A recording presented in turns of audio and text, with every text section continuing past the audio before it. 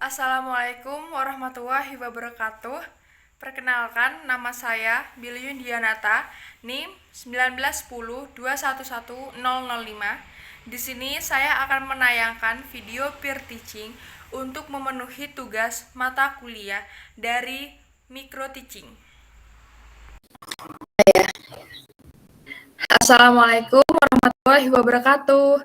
Selamat pagi anak-anak. Waalaikumsalam warahmatullahi wabarakatuh. Ya, sebelum memulai pembelajaran kali ini, alangkah baiknya kita berdoa terlebih dahulu. Silakan Uul, ketua kelas, untuk memimpin doanya ya.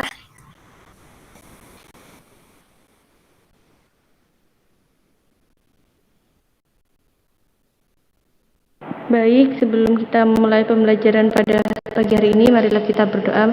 Berdoa dimulai. Berdoa dapat diakhiri. Baik, untuk hari ini siapa yang nggak masuk ya? Masuk semua? Masuk semua, Masuk Bu. semua, Bu. Oke. Untuk pembelajaran kali ini adalah tentang keanekaragaman hayati. Tapi sebelumnya, Ibu mau bertanya dulu. Untuk pembelajaran pekan lalu, apakah ada yang masih ingat?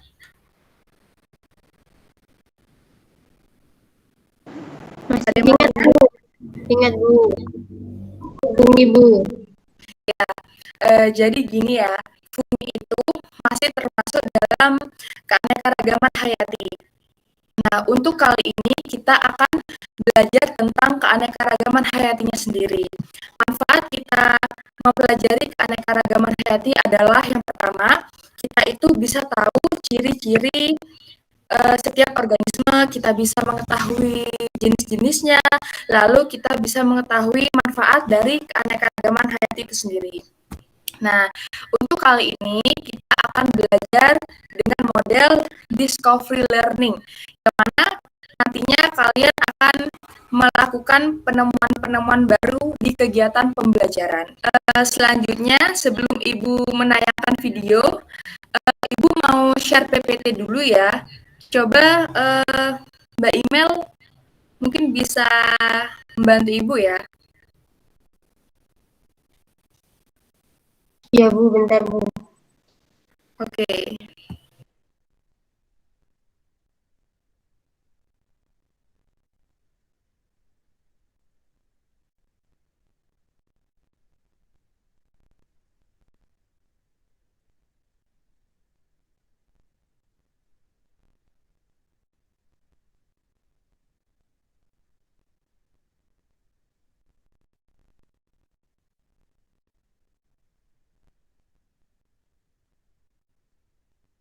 Di slideshow, Mbak.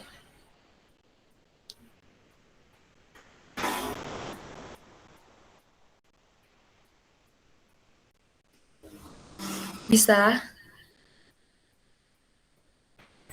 Nggak bisa, Bu. Oh ya udah, langsung next aja.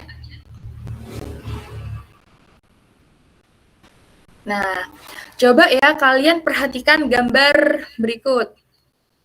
Di sini ada macam-macam jenis. Ini namanya ikan koi ya. Ada yang tahu ikan koi? Tahu, Bu. Iya, apa itu, Ndok? Ikan koi itu ada banyak macamnya. Yang saya tahu itu jenisnya ada gomuro, kimatsuba, umonyo, sangke, dan masih banyak lagi. Ya, benar sekali ya yang dikatakan Uul. Jadi, ikan koi itu merupakan bentuk dari keanekaragaman hayati. Nah, gambar ini merupakan varietas dari ikan koi. Bisa dilihat jenisnya ada goromo, ada gimatsuba, kumonyo, sanke, dan kujaku. Nah, ini masih banyak lagi ya jenisnya. Bisa next? Nah, di sini pengertian dari keanekaragaman hayati itu keseluruhan gen, spesies, dan ekosistem di suatu kawasan. Nah, jadi di situ adalah saling berhubungan dan berfungsi untuk kelangsungan hidup di alam semesta. Bisa next lagi? Nah, coba perhatikan ya, peta konsep ini. Tingkat keanekaragaman hayati itu dibagi menjadi 3 tingkatan. Yang pertama gen, lalu spesies, dan ekosistem. Lalu untuk pengertian tentang tingkat gen, bisa next? Ya, tingkat gen ini artinya keanekaragaman itu disebabkan oleh variasi genetik atau pewarisan sifat. Contohnya seperti ikan koi yang sudah ada di gambar tadi ya, yang sudah kalian amati. Lalu selanjutnya ada tingkat jenis. Nah, keanekaragaman yang terjadi sebagai akibat dari adanya variasi berbagai jenis makhluk hidup. Dengan kata lain, keanekaragaman ini dapat kita amati dari tingkat marga. Next. Nah, ini contohnya. Di sini ada berbagai jenis ikan ya, ada bentuknya yang berbeda, jenisnya yang berbeda, lalu warna-warnanya berbeda. Nah, ini merupakan bentuk dari tingkat keanekaragaman hayati yang tingkat jenis. Sampai di sini paham ya? Paham, Bu. Oke, next. Nah, yang terakhir adalah tingkat ekosistem. Keanekaragaman yang terbentuk sebagai akibat dari adanya variasi interaksi kelompok makhluk hidup dengan lingkungannya. Nah, sebagai contoh, kalian kan bisa mengamati ya, memperhatikan berbagai jenis ekosistem. Nah, kalian dapat melihat adanya perbedaan jenis makhluk hidup yang menempati suatu dengan karakter lingkungan tempat hidupnya. Coba di next, itu ada gambar contoh. Yang pertama itu ada gurun, lalu di situ ada ekosistem air laut, ada hutan, dan lain sebagainya. Oke, untuk selanjutnya Ibu akan meng-share video tentang keanekaragaman hayati yang akan mengupas macam-macam tingkat dari keanekaragaman hayati itu sendiri. Mungkin Mbak Imelda bisa bantu Ibu sharekan lagi ya videonya.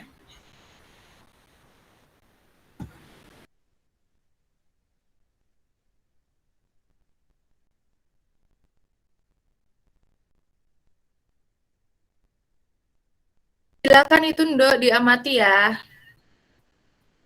Baik, Dan kebiasaan.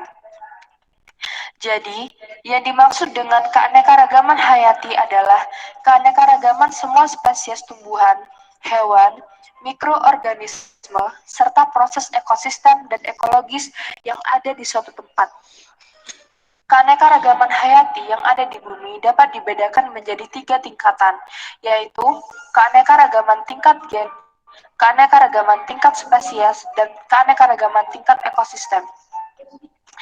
Adanya keanekaragaman tingkat gen menyebabkan terjadinya variasi individu dalam suatu spesies baik dalam hal bentuk, sifat, warna, ataupun hal lainnya. Sementara itu, keanekaragaman tingkat spesies akan menimbulkan keanekaragaman tingkat takson yang lebih tinggi. Misalnya di tingkat genus, banyaknya variasi dan beraneka-ragamnya spesies akan menyusun ekosistem yang berbeda-beda pula. Nah, mari kita bahas keanekaragaman hayati tingkat gen, spesies, dan ekosistem satu persatu.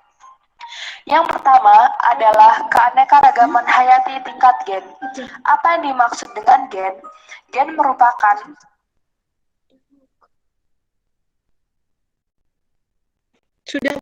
selanjutnya kalian bisa identifikasi ya, kiranya pertanyaan apa yang muncul di benak kalian terkait PPT dan video yang sudah ditayangkan tadi.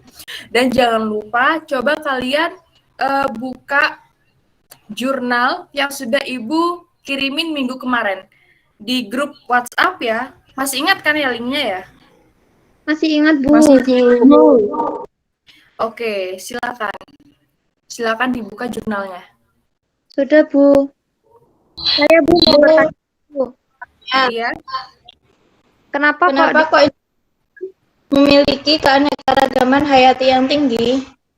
Oke, jadi alasan kenapa Indonesia memiliki keanekaragaman hayati yang cukup tinggi, alasannya adalah karena yang pertama, Indonesia memiliki jenis-jenis hutan yang berbeda-beda sesuai dengan kondisi geografisnya.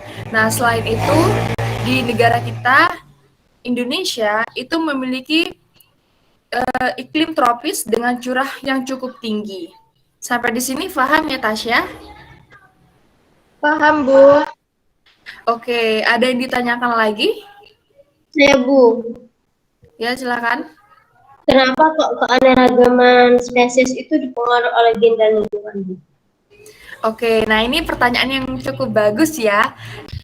Jadi, keanekaragaman hayati itu disebabkan karena dua faktor. Yang pertama itu ada faktor genetik, yang kedua ada faktor lingkungan.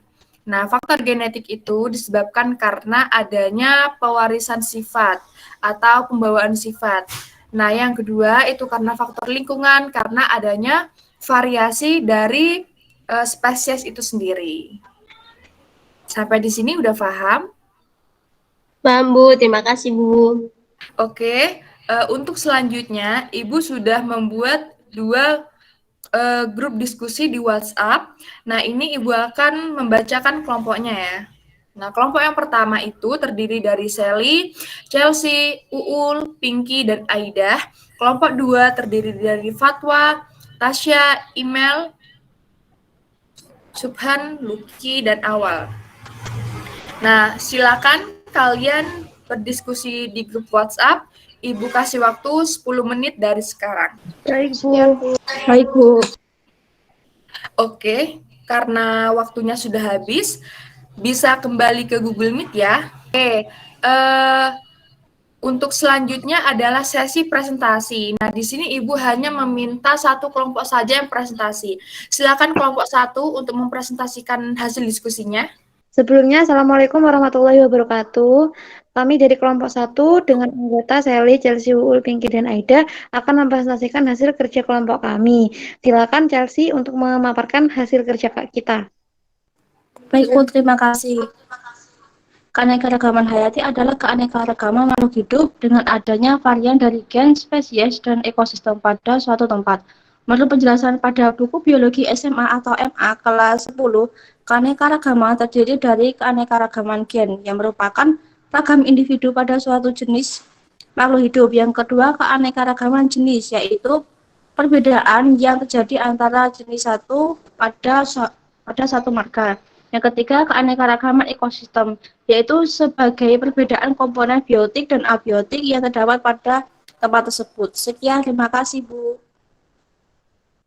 Oke, baik. Untuk selanjutnya, untuk kelompok yang tidak prestasi, silakan bertanya kepada kelompok satu. Silakan, siapa yang mau bertanya? Tasya, Bu. Tasya, silakan. Saya mau bertanya apa saja manfaat keanekaragaman hayati pada tingkat ekosistem. Terima kasih. Mungkin bisa langsung dijawab ya sama kelompok satu. Iya, Bu, saya izin menjawab. Jadi keanekaragaman hayati tingkat ekosistem itu misalnya A. Ekosistem sungai untuk pengairan, tempat hidup beberapa jenis makhluk hidup seperti ikan dan beberapa jenis tumbuhan lainnya. Lalu B. Ekosistem terumbu karang, tempat hidup berbagai jenis ikan, bisa juga untuk wisata air. Dan C. Ekosistem hutan bakau yang mencegah abrasi dan juga merupakan tempat tinggal berbagai jenis ikan. Bagaimana, Tasya, apakah diterima? Oke, Pinky, terima kasih. Oke, baik. Ibu kasih kesempatan satu penanya lagi ya. Silakan. Saya mau bertanya. Ya. Jelaskan perbedaan antara hewan yang berada di Indonesia bagian barat dan Indonesia bagian timur. Baik, Bu, di sini saya mau menjawabnya. Jadi, hewan Indonesia bagian barat memiliki kemiripan hewan di Asia. Dengan ciri banyak terdapat mamalia besar. Sedangkan hewan Indonesia bagian timur memiliki kemiripan dengan hewan Australia dengan ciri banyak terdapat hewan marsupialia. Bagaimana, Chelsea? Apa bisa diterima? Bisa, terima kasih. Oke, baik. Jawaban dari kelompok satu sangat memuaskan ya. Terima kasih kepada kelompok satu. Silakan Uul untuk ditutup ya. sesi presentasinya.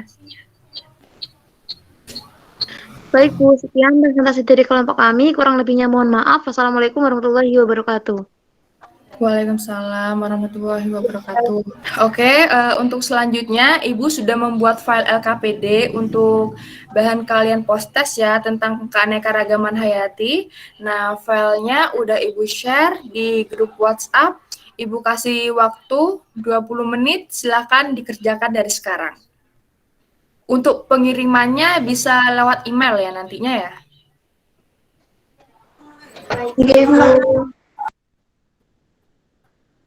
Oke, waktunya sudah habis. Mungkin bisa kembali ke Google Meet lagi ya. Baik Bu. Oke, sudah dikumpulkan semua? Sudah, Bu.